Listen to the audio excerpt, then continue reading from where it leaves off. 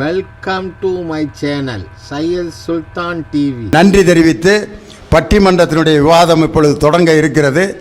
நவீன தொழில்நுட்பம் தருவது நன்மையா தீமையா என்ற அணியிலே நன்மையே என்ற அணியை துவங்கி வைத்து அருமை தம்பி ஹரிபாலகிருஷ்ணன் உங்களுடைய பலத்த கரவொலியோடு மேடைக்கு வருகிறார். நான் தண்ணி பாட்டில் கூடயே எடுத்துகிட்டு போகிறேன்.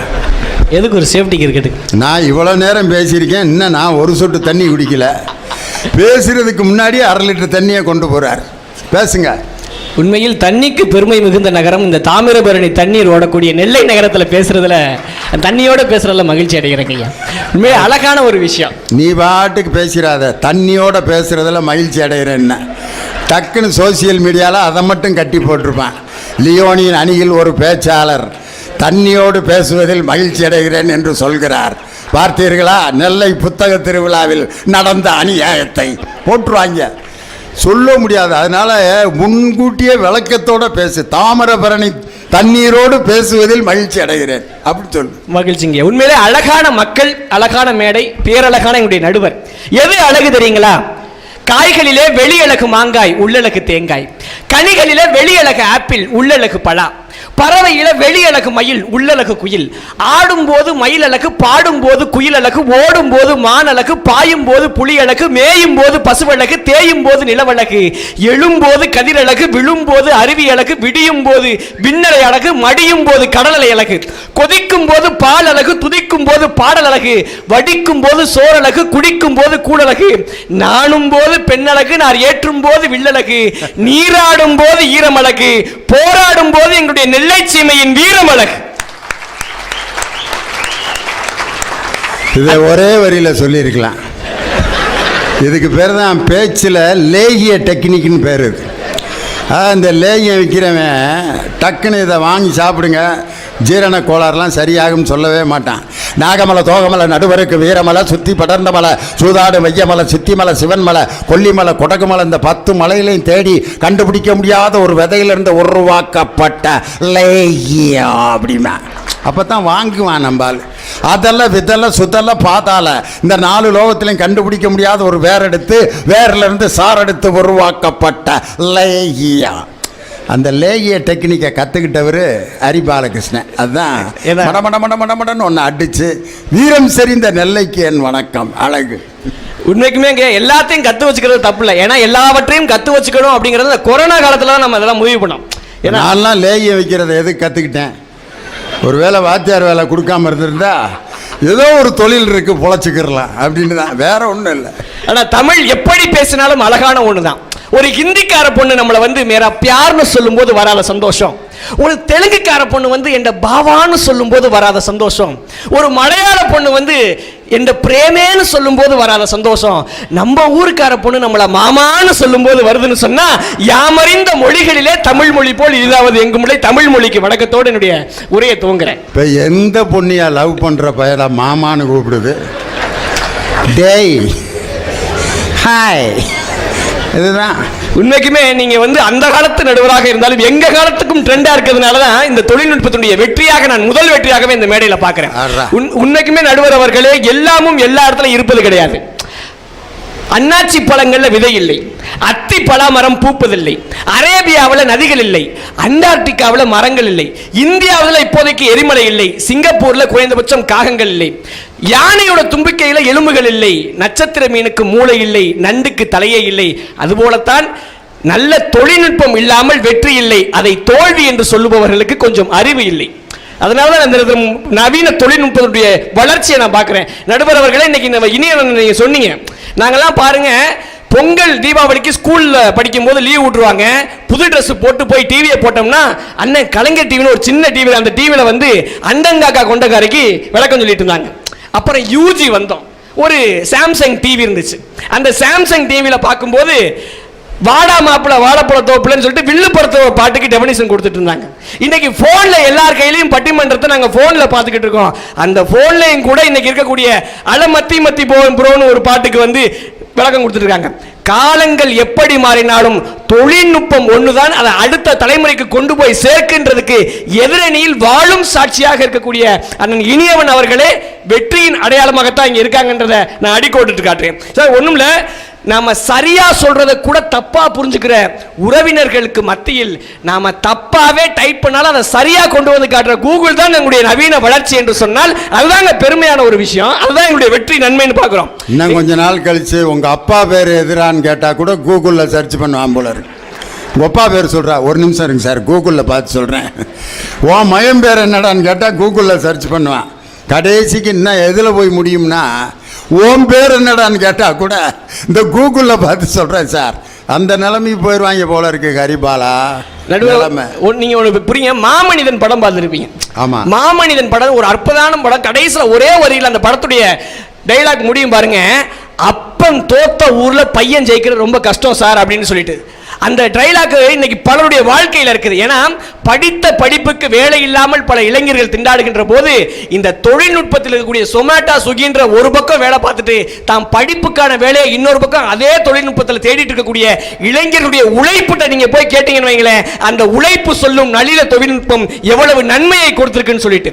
அதனாலதான் கிருபானந்த அந்த உழைப்பில் சிரிக்கிற இளைஞர்கள் தெரியும். கிருபானந்த வாரியார் சொல்லுவாரு, இன்பத்தில் சிரிக்கிறவன் அதிர்ஷ்டசாலி, துன்பத்தில் சிரிக்கிறவன் ஞானி, கண்டவுடன் சிரிக்கிறவன் காரியவாதி, கற்பனையில் சிரிக்கிறவன் கவிஞன், நிலை உணர்ந்து சிரிக்கிறவன் நிதானம் உள்ளவன், நிலை உணராமல் சிரிக்கிறவன் நிதானமற்றவன், தெரிந்து சிரிக்கிறவன் நடிகன், தெரியாமல் சிரிக்கிறவன் ஏமாளி, ஓடவிட்டு சிரிக்கிறவன் வஞ்சகன், உட்கார்ந்து சிரிக்கிறவன் சோம்பேறி, உழைப்பில் சிரிக்கிறவன் தான் உண்மையான மனிதன் சொன்னார்னு சொன்னா. அப்படிப்பட்ட உழைப்பில் இன்றைக்கும் எங்களுடைய இளைஞர்கள் வாழ்ந்துகிட்டு இருக்காங்கன்னா அந்த நவீன தொழில்நுட்பத்துக்கு நாங்கள் செலுத்தக்கூடிய நன்றி கடனாக இந்த மேடையை நான் பார்க்கிறேன். ஒன்றும் இல்லைங்க, இன்னைக்கு எது ஒரு மனிதனுக்கு பெருமை தெரியுங்களா? இன்னைக்கு எங்களுடைய நடுவர், மதிப்பிற்குரிய நடுவர் அவர்கள் உலகமெல்லாம் நடுவராக இருக்கிறார், அது பெருமையா? பல திரைப்படங்கள்ல நடிச்சிருக்காங்க, அது பெருமையா? இது எல்லாவற்றையும் தாண்டி தமிழர்கள் எங்கெல்லாம் வாழுகிறார்களோ அங்கெல்லாம் தன்னுடைய தமிழுக்கு ஒரு ரசிகனாக எதை கேட்டாலும் செய்யக்கூடிய ஒரு நட்பை, தமிழ் நட்பை சம்பாதிச்சு வச்சிருக்காரு. அதுதான் சார் இன்னைக்கு உண்மையான ஒரு பெருமை. அந்த நட்பை எங்களுக்கு இன்றைக்கு அடையாளப்படுத்தி கொடுத்து அதை உறுதியாக்குவது என்னுடைய நவீன தொழில்நுட்பமாக தான் இருக்குது. நீங்க ஒரு ஆசிரியர், உங்களை போலவே ஒரு ஆசிரியர் போய் வகுப்பறையில் கேட்கிறார், ஒரு பிஸ்கட் ஒரு ரொட்டியை ஒன்றை கொடுக்குறேன், எப்படி நீ சாப்பிடுவ அப்படின்னு. எங்களுடைய நவீன தொழில்நுட்பத்தில் வளர்ந்த மாணவர்கள் எப்படி இருக்காங்கன்றதுக்கு இந்த கதை ஒரு சாட்சி. அந்த குழந்தை ஒவ்வொரு பையனா வந்து சொல்றான், இந்த ரொட்டியை பாலில் நினைச்சு சாப்பிட்டா நல்லா இருக்கும்னு ஒருத்தர் சொல்றான், இன்னொருத்தர் சொல்றான் இதை தேனில் நினைச்சு சாப்பிட்டா நல்லா இருக்கும் அப்படின்னு, இன்னொருத்தர் சொல்றான் இதை அப்படியே சாப்பிட்டா கூட நல்லா இருக்கும் அப்படின்னு. ஆனா கடைசியா ஒரு மாணவன் வந்து சொல்றான், இந்த ரொட்டியை என்னுடைய நண்பர்களோடு என்றைக்கு பகிர்ந்து சாப்பிடுவோம் அன்னைக்கு தான் சார் நல்லா இருக்கும்னு சொன்னா. அப்படிப்பட்ட நட்பை இன்றைக்கு எங்களுடைய இளைஞர்கள் மத்தியில் கொண்டு போய் சேர்க்க இந்த ஃபேஸ்புக், வாட்ஸ்அப்னு கண்ணுக்கு தெரியாத இடத்துல கொண்டு போகிறது இந்த நவீன தொழில்நுட்பம் தானே சார். நீங்க ஒன்றும் இல்லை, திருவள்ளூர் மாவட்டத்தில் ஒரு பொண்ணு, இன்னைக்கு ஒரு பொண்ணு பிறந்துச்சு அப்படின்னா நல்ல ஒரு பேர், அழகான பேர் வைக்கிறது வழக்கம். ஆனால் திருவள்ளூர் மாவட்டத்தில் ஒரு வழக்கம் இருந்துச்சு. ஒரு கிராமத்தில் தொடர்ந்து பெண் குழந்தையா பொம்பளை பிள்ளையா பிறந்துச்சுன்னு சொன்னால் 5ஆவதா பிறக்கக்கூடிய பிள்ளைக்கு வேண்டாம்னு பேர் வைப்பாங்க. ஏன்னா அடுத்த பிள்ளை வந்து ஆம்பளை பிள்ளையா பிறக்குன்ற ஒரு நம்பிக்கையில் அப்படி வேண்டாம்னு ஒரு பொண்ணுக்கு பேர் வைக்கிறாங்க. அந்த பொண்ணு அந்த பேரை சுமந்துக்கிட்டே 12வது முடிக்கிறாங்க. எல்லாருக்கும் நினைச்சு பாருங்க, வேண்டாம்னு ஒரு பிள்ளையை கூப்பிட்டாங்கன்னா எப்படி இருக்கு அந்த ஊர், அந்த பிள்ளைக்குடைய வாழ்க்கை. அந்த பொண்ணு அதையும் தாங்கிட்டு 12வதுல சிறப்பாக படிச்சு முடிச்சிடறாங்க. படிச்சு முடிச்சுட்டு குன்றத்தூர்ல இருக்கக்கூடிய ஐஐடியில் சீட்டு கிடைச்சிருது. அந்த காலேஜில் படித்து சிறப்பாக கண்டுபிடிச்சி ஒரு செயற்கை கதவு, அதாவது இந்த நீங்கள் 5 ஸ்டார் ஹோட்டல்லாம் போனீங்கன்னா ஆட்டோமேட்டிக்காக ஒரு கதவு திறக்கும் பார்த்துருக்கீங்களா, தானியங்கி கதவுகள். அந்த தானியங்கி கதவுகளை கண்டுபிடிக்கிறாங்க. ஜப்பானில் இருக்கிற ஒரு கம்பெனிக்காரன் விறுவிறுன்னு நம்முடைய சென்னைக்கு வந்து இந்த பொண்ணை நாங்கள் வேலைக்கு உடனே எடுத்துக்கிறோம், வருஷம் 22 லட்சத்துக்கு மேலே சம்பளம் போட்டு தரோன்னு சொல்லி கொடுத்து அந்த பொண்ணை தன்னுடைய வேலைக்கு எடுத்துக்கிறாங்க. அந்த ஊர் மக்கள் அப்போதுதான் அதை புரிந்து கொண்டார்கள். எந்த பெண்ணை வேண்டாம் என்று சொல்லி வேண்டாம்னு பேர் வச்சோமோ, இனி இந்த மண்ணில் பிறக்கிற ஒவ்வொரு பொம்பளை பிள்ளையும் அந்த மாதிரி தான் வேணும்னு பேச வைத்தது எங்களுடைய நவீன தொழில்நுட்பங்கள்னு சொன்னா, அதைத்தான் இந்த மேடையில் நாங்கள் வெற்றியாக நன்மையாக பார்க்கிறோம். சார், இன்னைக்கு மருத்துவத்துறையில் இன்னைக்கு கேரளாவில் நடந்த ஒரு சம்பவத்தை சொல்றேன். 11 வயசு பையன், அந்த பையனுக்கு உலகத்தில் ஒரு கொடுமையான ஒரு வியாதி. அந்த வியாதியை சரி பண்ணணும்னு சொன்னா 17 கோடி ரூபாய் மதிப்பிருக்கக்கூடிய ஒரு ஊசியை போட்டால் தான் பொழைக்க முடியும். இது வந்து இயல்பாக இருக்குது. சமூக வலைதளங்களில் என்னுடைய குழந்தைக்கு இப்படி இருக்குன்னு சொல்லிட்டு அவங்க அப்பா அம்மா நிதியெல்லாம் திரட்டிகிட்டே இருக்காங்க. யாரோ ஒரு கண்ணுக்கு தெரியாத ஒரு அமெரிக்கன் நம்முடைய இந்திய ரூபாய் மதிப்பில் 11 கோடி ரூபாயை அளித்து அந்த குழந்தை இன்னைக்கு உயிர் வாழ்ந்து கொண்டிருக்குதுன்னு சொன்னால் அதற்கு காரணம் இந்த சமூக ஊடகங்களும், அதற்கு காரணம் இந்த நவீன தொழில்நுட்பங்களும். நீங்கள் கேரளா வரை போக வேணாம், நம்முடைய தமிழ்நாட்டில் ட்விட்டர்னு ஒரு ஆப் இருக்கு. அந்த ஆப்ல முதலமைச்சர் அவர்களை டேக் பண்ணி எங்களுடைய குழந்தைக்கு உடல்நலம் சரியில்லை, இந்த குழந்தைக்கு பல கோடி ரூபாய் மருத்துவ செலவுக்கு கேட்கிறாங்கன்னு சொல்லி ஒரு ட்வீட் தான் போட்டாங்க. மறுநாள் காலையில் அந்த குழந்தை அரசு மருத்துவமனையில் சிகிச்சை பெற்றுக்கிட்டு இருக்காங்கன்னு சொன்னா, முதலமைச்சராக இருந்தாலும் சாதாரண குடிமக்களோடு இணைத்து அவர்களை ஒன்றாக வாழ வைப்பதற்கு தமிழகம் முன்மாதிரியாக திகழ்வதற்கு காரணமே நம்முடைய சமூக வலைதளங்களும் அந்த நவீன தொழில்நுட்ப வளர்ச்சியும் தான். சார் ஒன்றும் இல்லை, கோயம்புத்தூர்ல 2 மாணவிகள் இருக்காங்க, சரண்யா செந்திலின்னு சொல்லிட்டு பேர்.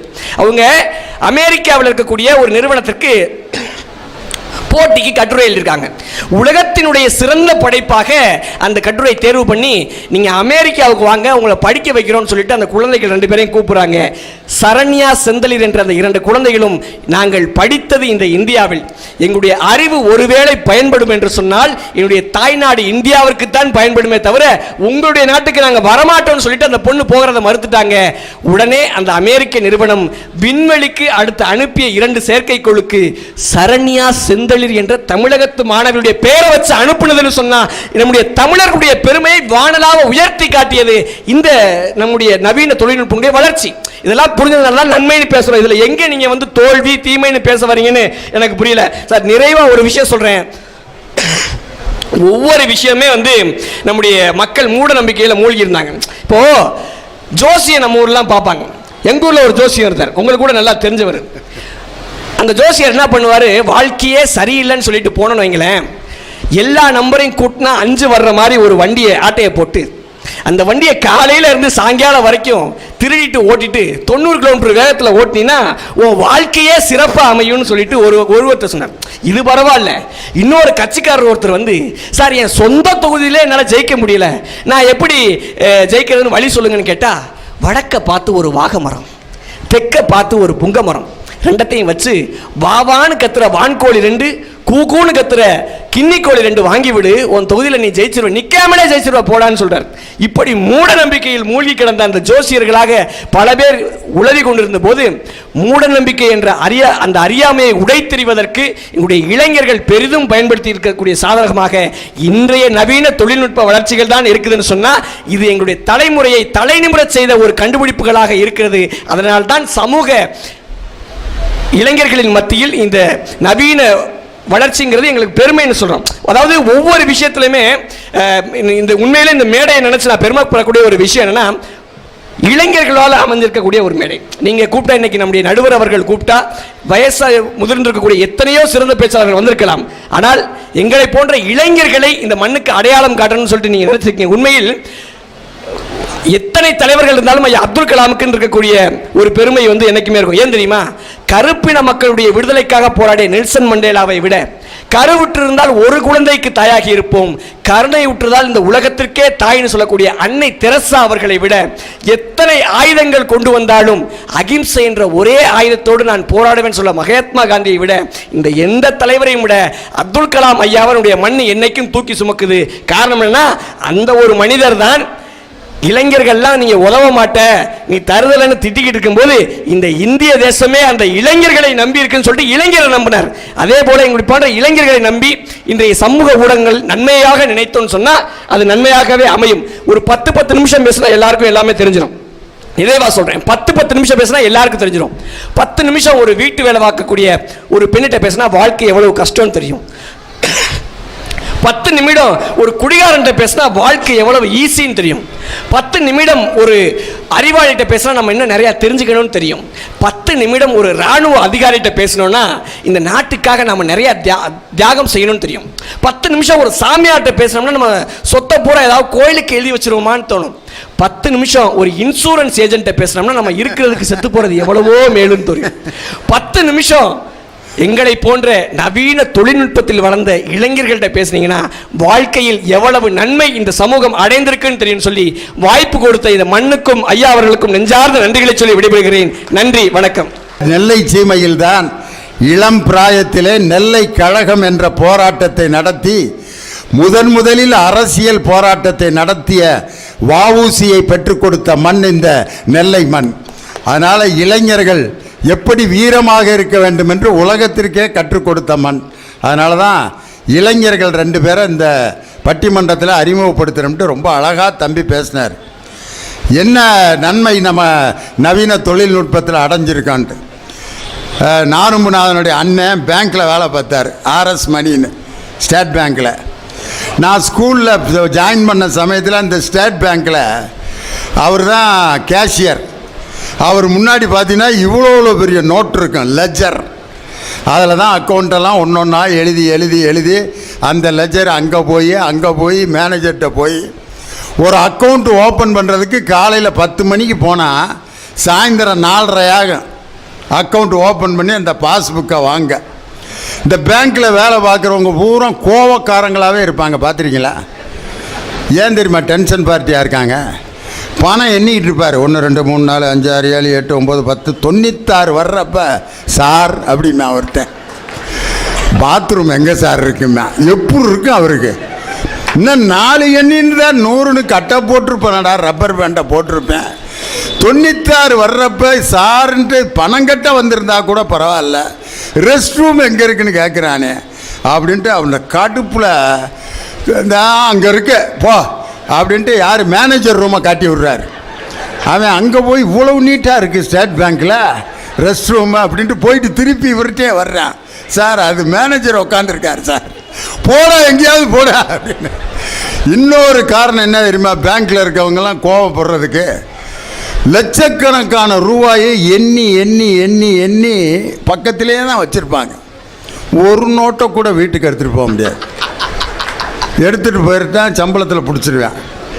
இவ்வளவு நோட்டுகளோடு புழங்கிட்டு ஒரு நோட்டை கூட வீட்டுக்கு எடுத்துகிட்டு போக முடியலையேங்கிற அந்த ஒரு ஆதங்கம். இந்த 2 இருக்கிறதுனால பேங்க்கில் இருக்கவங்க பூரா டென்ஷன் பார்ட்டியாக இருப்பாங்க. அதுக்கு இன்னொரு காரணம், ஒரு அக்கௌண்ட்டை மெயின்டைன் பண்ணி அதை லெஜரில் ஏற்றி அது சாயந்தரம் அக்கௌண்ட்டு டேலி ஆகிறதுக்குள்ளே விடிய 8 9 மணிக்கு வீட்டுக்கு போவாங்க. இன்றைக்கி அதெல்லாம் கிடையாது, தொழிலாளர்களே இல்லை, பூரா சிஸ்டம் தான். ஆன்லைனில் அக்கௌண்ட் ஓப்பன் பண்ணி ஆன்லைனில் பொருளை வாங்கி ஆன்லைனில் பே பண்ணி, அது என்ன கூகுள் பே. வாழைப்பழ கடை வச்சுருக்கவன் கூகுள் பே வச்சுருக்காங்க. எது தள்ளு வண்டியில் வாழைப்பழம் வச்சுருக்கேன், அதில் ஒரு சின்ன சிம்பிள் பே பண்ணலாம் சார்.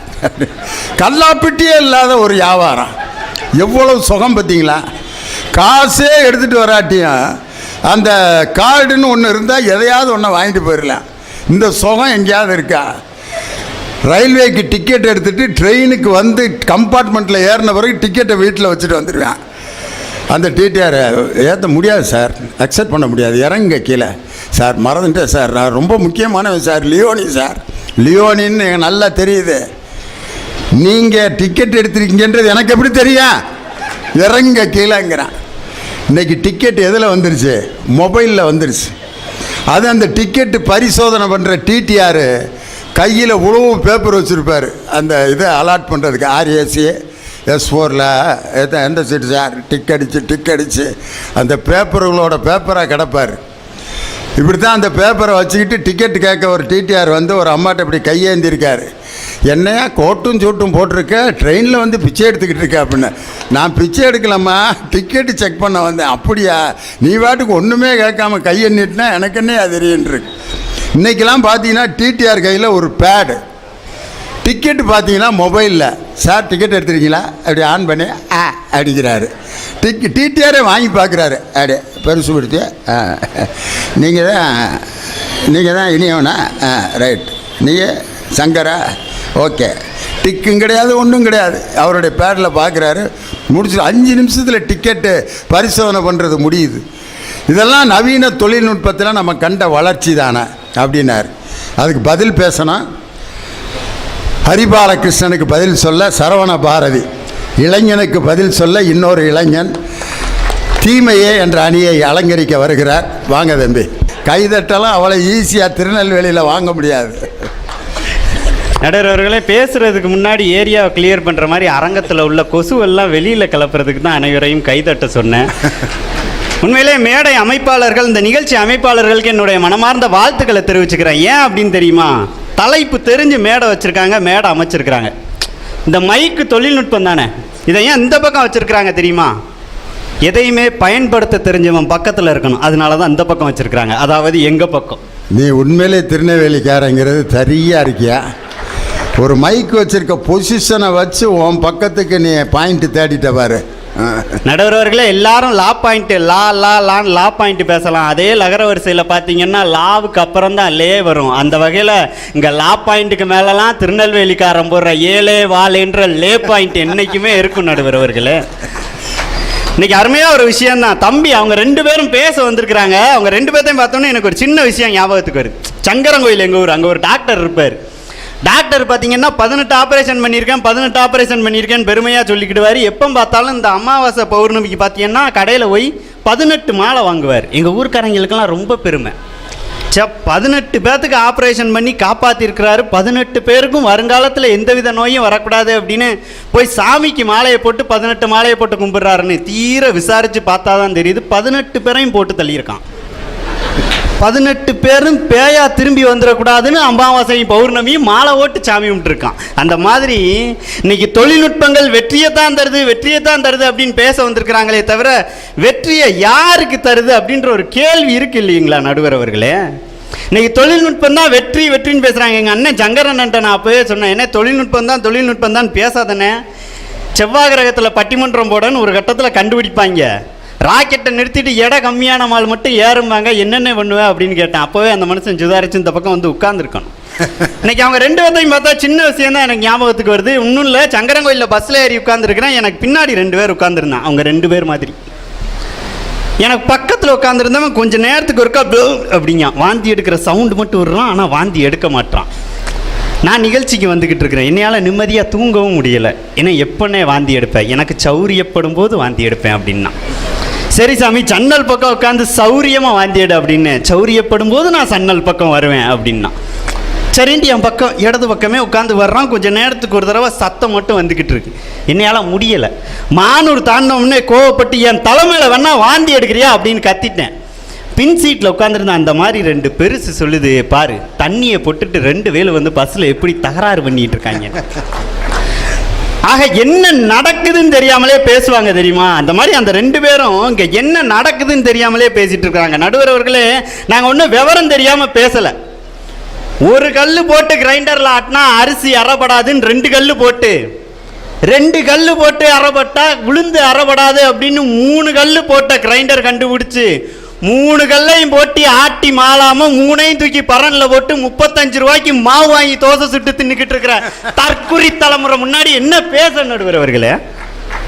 இன்னைக்கு என்ன சொல்றாங்க, செயலிகள்லாம் எங்களுக்கு அவ்வளவு உதவுது, கூகுள் மேப்லாம் நாங்கள் பார்த்து போறோம் அப்படின்னாங்க. சங்கரன் அன்னைக்கு அவர் தான் உண்மையிலேயே ஒரு நிகழ்ச்சிக்கு போகும்போது கோயிலுக்கு வழி தெரியல.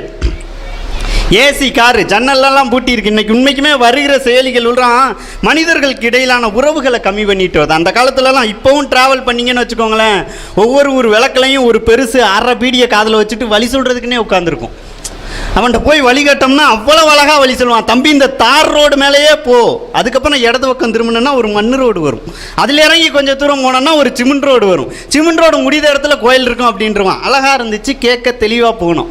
அன்னைக்கு எங்கள் அண்ணன் கூகுள் மேப் போட்டார், take left, take right, take ட்ரைவர்ஸ்ன்னு 3 தடவை தாண்டி முச்சந்தியில் வண்டி நிற்கும் போது செல்லு சுவிட்ச் ஆஃப் ஆகி போச்சு. இன்னைக்கு செயலிகள் எல்லாம் இப்படி தான் இருந்துகிட்டு இருக்கு. இல்லைன்னு சொல்லுவீங்களா? இன்னொன்று சொன்னாங்க, ஏடிஎம்ல போய் பணம் எடுத்துக்கிறோம் தேவைப்படுறப்பெல்லாம் அப்படின்னு. யதார்த்தமான விஷயம்தான்.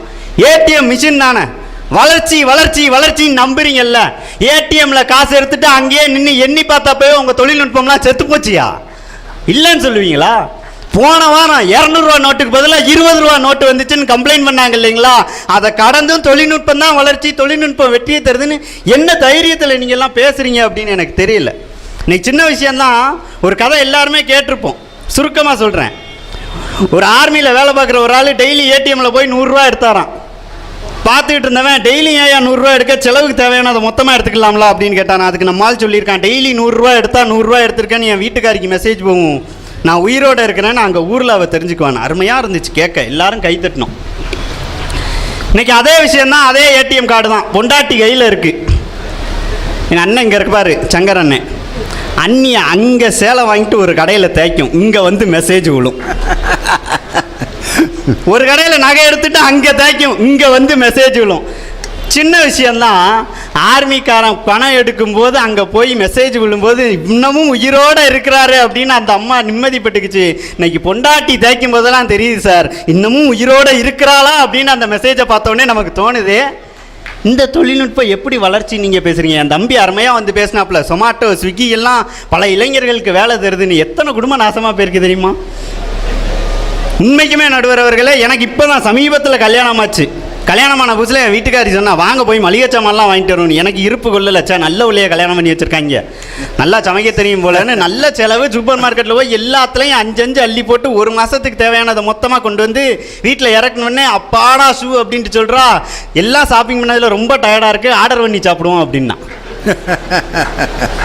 இன்னைக்கு செல்ஃபோன் எவ்வளவு விளையாடுதுங்க. மேடலில் ஏறினோடனே மெசேஜ் அனுப்பியிருக்கா என் வீட்டுக்காரி, வெளிச்சம் வர்றதுக்கு முன்னாடி வந்து முத்தந்தளிச்சிரு, இல்லைன்னா வாழ்க்கை இருந்துரும் அப்படின்னு அனுப்பியிருக்கான். யாரோ ஒரு பஞ்சு டைலாக் உங்கள் வீட்டுக்காரமாக சொல்லி கொடுத்துருக்கான், ஷேர் பண்ணியிருக்காங்க. அதனால தான் அதை அப்படியே உங்களுக்கு உல்ட்டா பண்ணி. யாரோ இல்லை, நம்ம எதிரணி பேச்சாளர்கள் மேலே தான் எனக்கு என்னவோ சந்தேகமாக இருக்கு நடுவர் அவர்கள். இன்னைக்கு ரொம்ப அந்த காலத்துக்கு இந்த காலத்துக்கும் அவ்வளவு வித்தியாசம் நடுவர் அவர்களே. ஒரு விருந்து முடிச்சுட்டு எல்லாருமே உட்காந்து வெத்தலை போட்ட காலம் போய் இன்னைக்கு சுகர் மாத்திரை போட்டுக்கிறானுங்க குரூப்பாக இருந்து.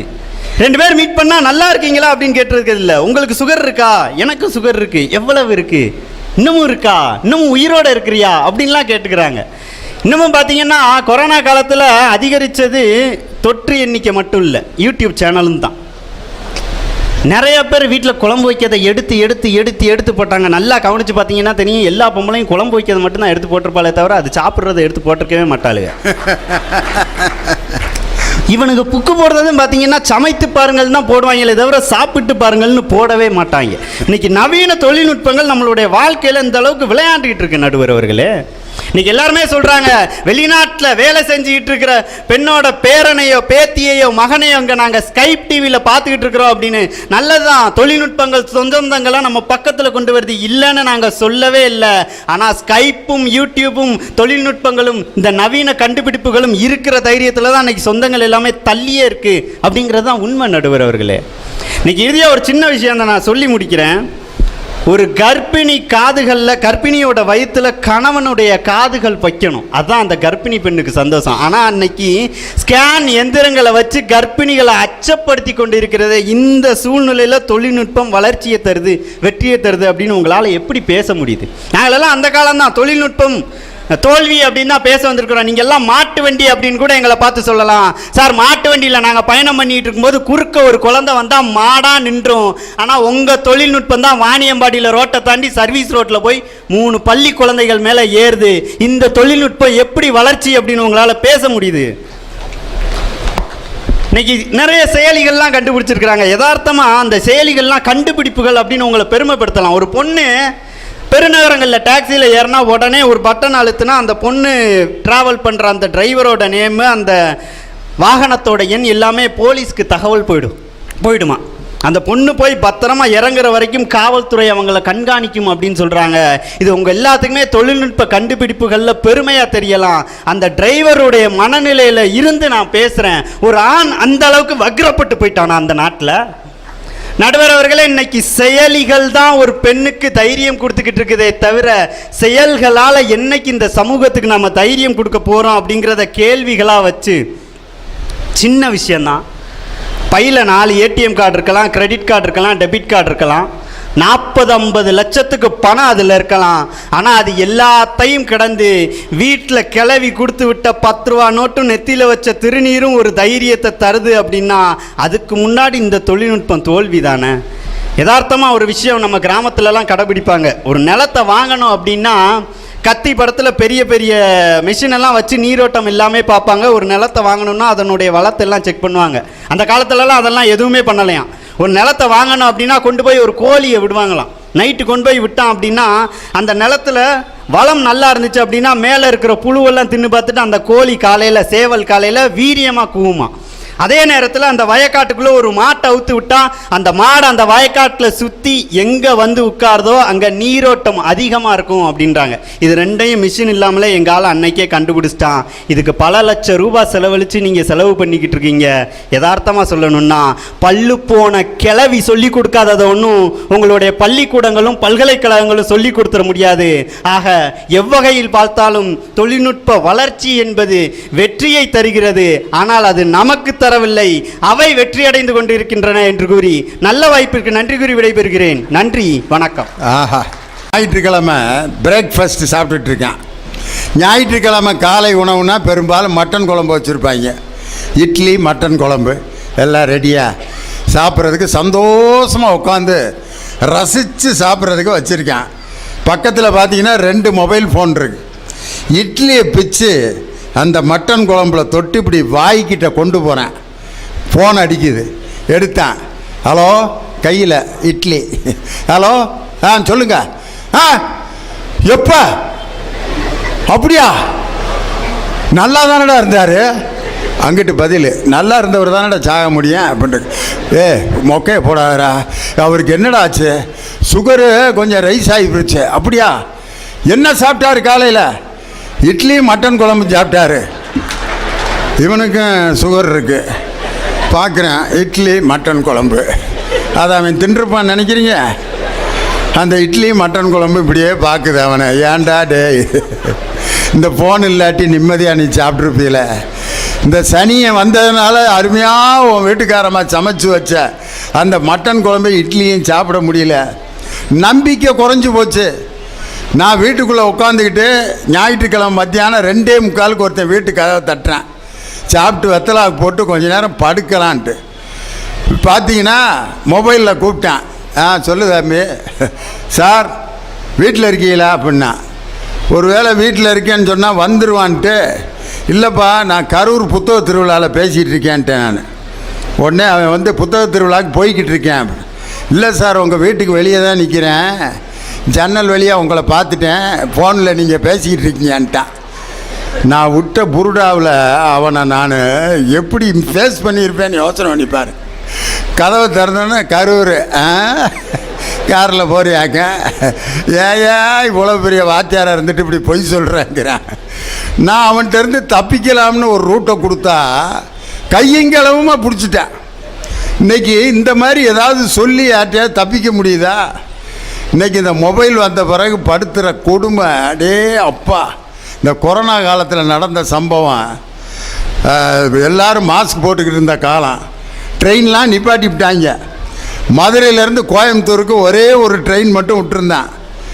ஒரு கம்பார்ட்மெண்ட்டில் ஒருத்தன் ஏறுறான், எல்லாம் மாஸ்க்கை போட்டுக்கிட்டு ஒவ்வொரு சீட்லேயும் ஒருத்தன் தான் இருக்கணும்னு சதர்ன் ரயில்வே ரூலு. ஆளுக்கு ஒரு சீட்டில் படுத்திருக்கான். 36 சீட்லேயும் 36 பேர். இவன் ஏறினான். கோயம்புத்தூர் வரைக்கும் கீழேயா உட்காந்து போகிறது அல்லது ஸ்டாண்டிங்கில் போக முடியுமா? இவனுங்களை எழுப்புறதுக்கு ஏதாவது ஒரு ஐடியா பண்ணுவோம்டான்ட்டு மாஸ்கை கலட்டி ஆச்சுன்னு ஒரு 5 தும்மல் போட்டேன். படுத்திருந்தேன் பூரா எந்திரிச்சு ஏதோ பெரிய கொரோனா பேஷண்ட்டு உள்ளே ஏறிட்டான்டா. கோயம்புத்தூரில் போய் அங்கே ஆஸ்பத்திரியில் அட்மிட் ஆகிறதுக்கா? பேசாமல் நம்ம மதுரையில் வேறு கம்பார்ட்மெண்ட்டில் போயிடுவோம்ட்டு இறங்கிட்டான். அம்புட்டு போயில 36 சீட்டும் காலியாக இருக்குது. இவன் ஒரு ஆள் மட்டும் படுத்து லைட் ஆஃப் பண்ணிட்டாங்க. நிம்மதியாக கோயம்புத்தூரில் போய் இறங்கலாம்னு காலையில் எந்திரிச்சு பார்க்குறான். ஒரு கம்பார்ட்மெண்ட்டு மட்டும் மதுரையிலேயே நிற்கிது. ரயில்வே அதிகாரி என்ன பண்ணியிருக்கேன், அந்த தும்மல் சத்தம் கேட்கவும் பெரிய கொரோனா நோயாளி இதில் படுத்திருக்கான். இவனை கோயம்புத்தூர் கூட்டி போனோம்னா வழிநடுக எல்லா ஊர்லேயும் பரப்பிடுவேன், இந்த கம்பார்ட்மெண்ட்டை மட்டும் கழட்டி விட்டுரு அப்படின்ட்டு மற்றவன் கெடணும்னு நினச்சான். அவன் கெட்டு நாசமாக போனான். இன்றைக்கி இந்த சமூக வலைதளம் வந்ததுலேருந்து எதெல்லாம் யூடியூப்பில் போடுவாங்கன்னு சொல்லவே முடியாது. ஒருத்தன் காலையில் தண்ணியை குடிங்கிறான், இன்னொருத்தன் ஒரு சொட்டு தண்ணி கூட குடிக்கப்படாது, குடிச்சிங்க கிட்னி பாலாயிருங்கிறான். இன்னொருத்தன் 1 லிட்டர் தண்ணியை காலையில் குடிங்க, உடம்பு கலகலகலன்னு இருக்கான். இன்னொருத்தன் கொஞ்சம் கொஞ்சமாக குடிங்கிறான். அடுத்து இன்னொருத்தன் 50 மில்லியாக குடிங்க சார் அப்படிங்கிறான். இன்னொருத்தன் தண்ணியை சுட வச்சு குடிங்கிறான். இன்னொருத்தன் சுட வச்சு குடிச்சின்னா அதில் இருக்க ஆக்சிஜன்லாம் போயிடும், பச்சை தண்ணியை குடிங்கிறான். ஒரு 200 டாக்டர் இருக்காங்க. இதை செய்யுங்கிறான், இன்னொருத்தன் செய்யாதங்கிறான். கடுக்கா பொடி எடுத்து ராத்திரியில் நல்லா இது தேனில் குழச்சி அப்படி சாப்பிட்ருங்க, டெய்லி சாப்பிடுங்க, ஜீரண கோளாறே சரியாயிரும், உங்களுக்கு ஆகவே ஆகாது. இன்னொருத்தன் ராத்திரியில் கடுக்கா பொடி சாப்பிட்டீங்க, வயிறு என்ன ஆகும்னே சொல்ல முடியாதுங்கிற. டே இப்போ தானடா இன்னொருத்தன் சொன்னான் சாப்பிட சொல்லி, நீ என்னடா அப்படி சொல்கிறேன்னு. இதுவே எப்படின்னா ஜோசியத்தை எடுத்துக்குங்க. அப்படியே அப்பா, இன்னொருத்தன் பார்த்தீங்கன்னா கிழக்க போங்கிறான், இன்னொருத்தன் மேற்க போங்கிறான், இன்னொருத்தன் உங்கள் பேருக்கு 7ஆம் நம்பர் தான் ராசிங்கிறான். உடனே காரை 7ஆம் நம்பரில் வாங்குகிறேன், NH7லேயே போகிறேன். போய் கரெக்டாக 7ஆம் நம்பர் ரோட்டில் 7ஆம் நம்பர் உள்ள லாரியில் அடிபட்டு கரெக்டாக 7 மணிக்கு அடிபடுறேன். ஆஸ்பத்திரியில் கொண்டு போகிறாங்க, 7ஆம் நம்பர் வார்டு. பார்த்தீங்கன்னா காலையில் 7 மணிக்கு டாக்டர் வந்து 7 இன்ஜெக்ஷன் போடுறாரு. கரெக்டாக அன்னைக்கு சாயந்தரம் 7 மணிக்கு இறந்துட்டேன். ஏண்டா 7ஆம் நம்பருங்கிற நம்பராடா உன் வாழ்க்கையில் இன்னைக்கு முக்கியம். எதெல்லாம் சொல்லணும் சொல்லக்கூடாதுன்னு ஒரு விவஸ்தை இருக்கா? இன்னைக்கு இந்த மாதிரி சமூக வலைதளத்தில் மனுஷனை பைத்தியம் பிடிக்க வைக்கிறானே. ஒரு காலத்தில் தாய் தந்தை முன்னோர்கள் சொன்ன அந்த செய்தியை மட்டும் கேட்டு வாழ்க்கையை ஓட்டிக்கிட்டு இருந்த நம்ம இன்னைக்கு அதிலிருந்து விலகிட்டோமே. எதை நம்புறதுன்னு தெரியாமல் நம்மளை பைத்தியம் பிடிக்க வைக்கிற இது